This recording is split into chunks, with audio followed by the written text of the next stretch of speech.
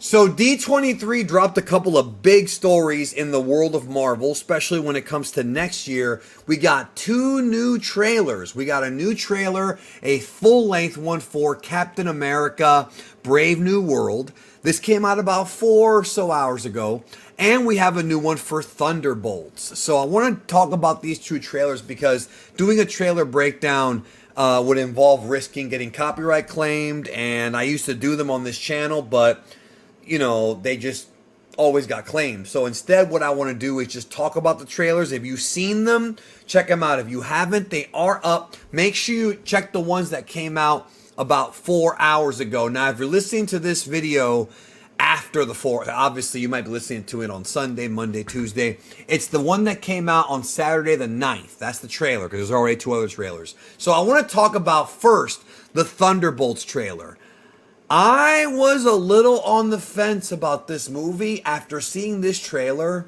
This looks like one of the most fun movies we've seen in Marvel. This right here had the same vibes. It gave me the same feelings as Guardians of the Galaxy did during their early trailers and Deadpool and Wolverine. It's the same style. And this whole thing is supposed to be like the Marvel B team. And I don't want to say that because it might seem insulting because these characters are very important. Obviously, Winter Soldier has been part of all of the best Marvel movies in this entire franchise, especially the 2 best Captain America movies so far. And, the Black Widows and Ghosts, like, they're characters that I would say were featured, but not really the centerpiece. But having them all come together, this looks like a blast. I mean, it's funny because think about this kind of comparison. When you look at Sony, you've got the Craven stuff. You got Madam Web, right? That's their quote-unquote B team because they're not using Spider-Man. Why is it that Marvel can use their B team in a big get-together movie, right? Big team-up movie, and yet Sony can't even get a single one of these to garner interest? Madam Web and Venom were both not very good, and I say that being nice.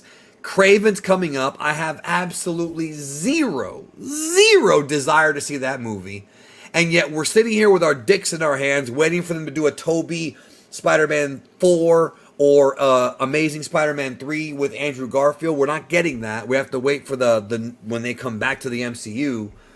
And Spider-Verse 3 is still coming, so that's still good. Spider-Verse series is postponed, but still good. This, however, looked awesome. All the characters. Look, first of all, they all look great.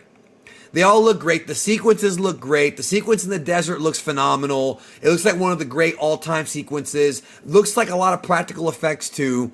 The chemistry between them seemed pretty, good. Seems pretty solid. The camaraderie seems to be there. And since Marvel lost Guardians of the Galaxy because James Gunn has moved on to do DC, having a team like this that isn't really entirely serious, taking the best of Suicide Squad and the best of Guardians, this is what they need. And one thing I've noticed about 2025 Marvel is they are really focusing on more grounded stories. You've got the Captain America movie and the Thunderbolts movie. Now, obviously, both of these films are going to have fantastical elements and powers to a degree, but it's not going to be like a Doctor Strange or like an Agatha or like one of these, like the Eternals, where it's like a bunch of this like over-the-top CGI superhero stuff. This just feels a lot more grounded. It feels like the action set pieces feel like those from regular action movies, just old school like 80s testosterone action flicks. And that's refreshing. And it's the same thing with the Captain America and with Daredevil, because Daredevil's coming out next year too. So it looks like 2025, Marvel's trying to scale back a bit from the multiverse and all the big timeline stuff and kind of going to, more of an action-adventure, grounded, street-level type of thing. Even though these stories, the Captain America story and the Thunderbolts, are a little bit beyond street level, you know what I mean. This trailer gave a little bit of screen time to every single member. Yelena, Bucky, Ghost. They all had a little bit of screen time. Red Guardian. The only one they haven't really shown off is Sentry, and he's in this movie. We've seen him in his base form. We haven't seen him as Sentry. How's that going to look? I think they're probably saving it for the movie theater. I think what they're going to do is they're going to make us wait until the third act, the last third of the film. Maybe 2 hours and 15 minutes into the movie, maybe 2 hours and 10 minutes into the movie, maybe an hour and 50 minutes, something like that, right around there, before we actually see Sentry.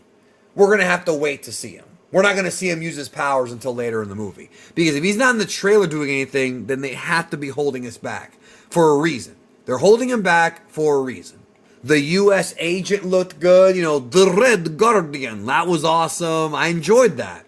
The Taskmaster looks so much cooler in this movie than she did in Black Widow. I remember the first sequence in Black Widow where Taskmaster fights Black Widow was a cool sequence. But by the end of the movie, man, the character just felt like they were wasted. It was like they could have done so much more. Here it looks like they are doing much more.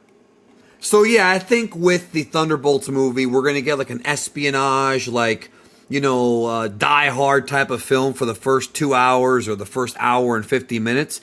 And then when Sentry comes in, that's when we're going to get a bit more of the over-the-topness that is the MCU. I think it'll be a nice blend, and it looks good. Like, I really hope this movie does not suck, because this trailer got me more excited for this movie than anything else they've done up until this point. And if you heard that noise in the background, that was the trailer that was playing in the background for like a second, because I was watching it over and over again because I really, really like what I'm seeing. Now let's talk about Captain America Brave New World, the new trailer. So this one was about as good as the previous one. It seems like the story of this film is kind of like a continuation of the Falcon and Winter Soldier show. In fact, I feel like you have to see that show before seeing this movie, because it bridges Endgame with this.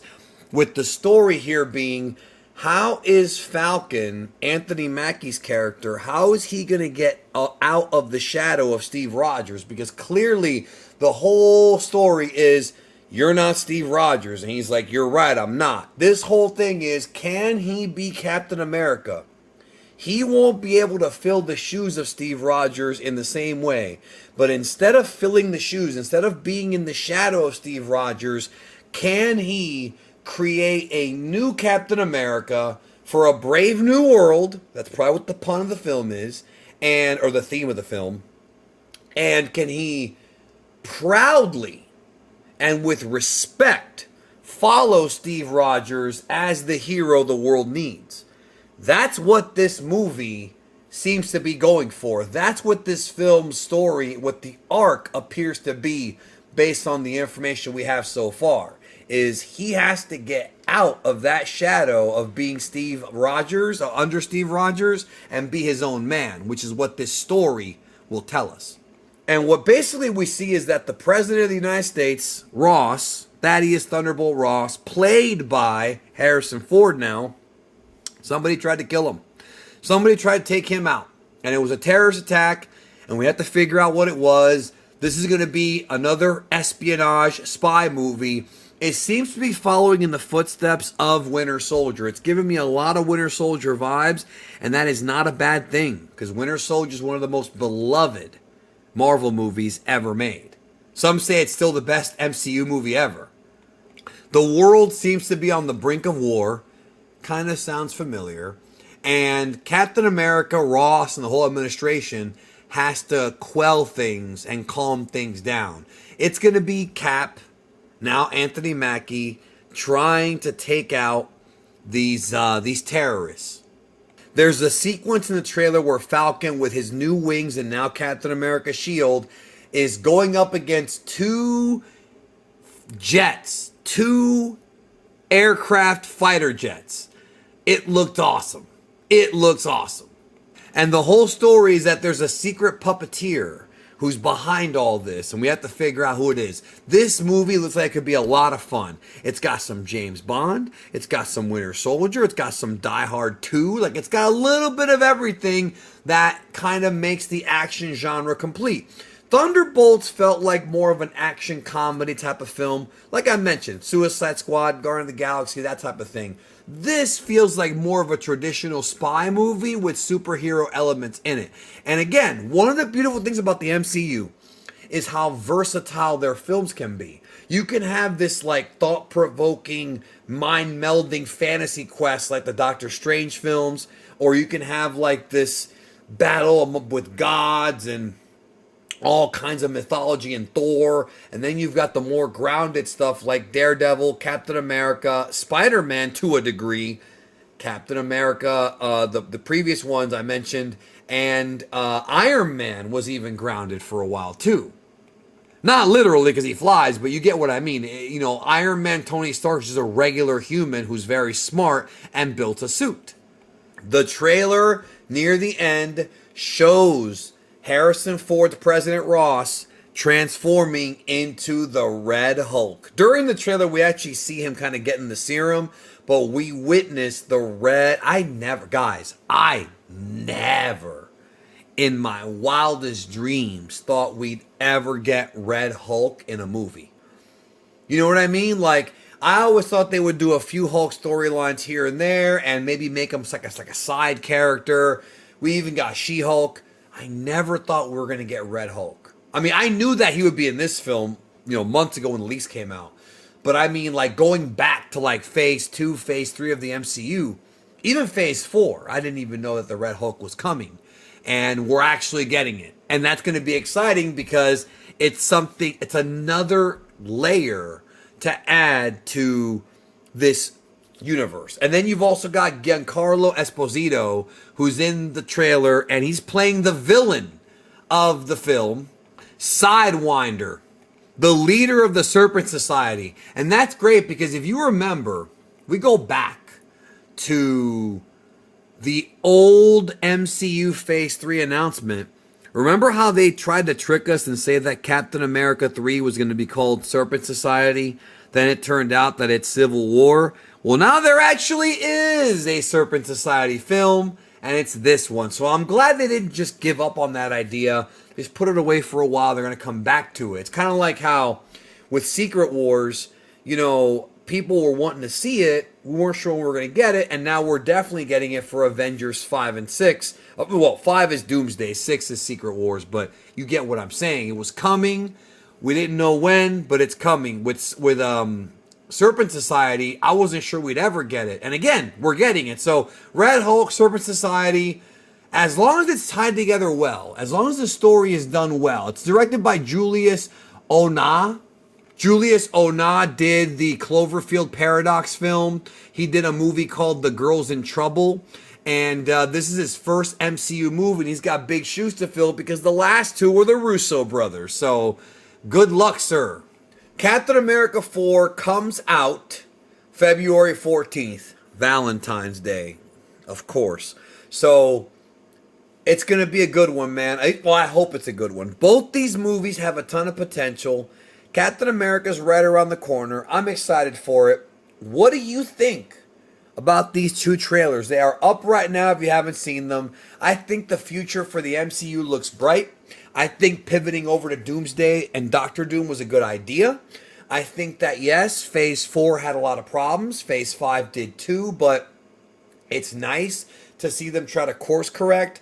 Give us some more grounded stories before we get the real big stuff with Fantastic Four, which is going to be an intergalactic story. And then, of course, Doomsday and Secret War. So the big stuff is coming, but this stuff is pretty big, especially if you like these different types of genres.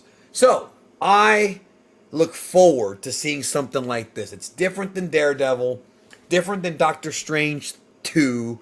It's different than Spider-Man No Way Home, but different is not always bad. In fact, the MCU needs different because that's how things stay fresh. Anyways, y'all, take care. Have a good one. Let me know what you think in the comments below.